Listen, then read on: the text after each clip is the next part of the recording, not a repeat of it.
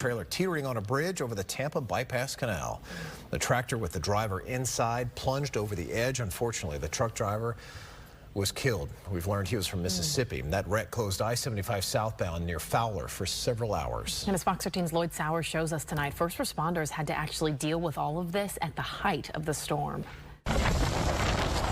A traffic camera shaken by the wind shows what happened in the middle of a hurricane. A truck driver loses control on a bridge over the Tampa bypass canal. When we get there, it's a trailer sticking straight up in the air, and that bridge was holding it. But the cab and the driver plunged into the canal. The sheriff's dive team raced in as the storm raged on.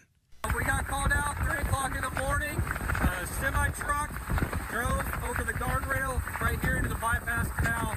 In the storm, in murky water, they searched the Hillsborough River bypass canal near Fowler Avenue.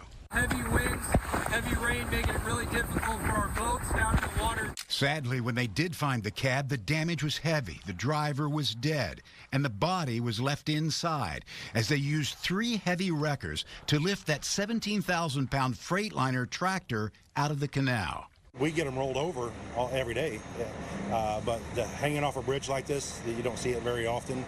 The Highway Patrol says the 64-year-old truck driver from Mississippi lost control on wet road around 2:30 a.m. as heavy rain bands rolled through, giving first responders a big challenge in a storm that packed more of a punch than some expected. We have to do this job as efficiently and safely as possible because we have a lot of men out there that are working, and we want to keep them safe, make sure they don't get injured, as well as the other people, as law enforcement and fire rescue.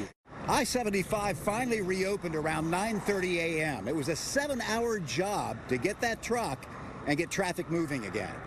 The aftermath brings sadness for the family of a truck driver killed during a storm that brought more wind and water than we wanted and gave first responders all they could handle in the middle of a hurricane.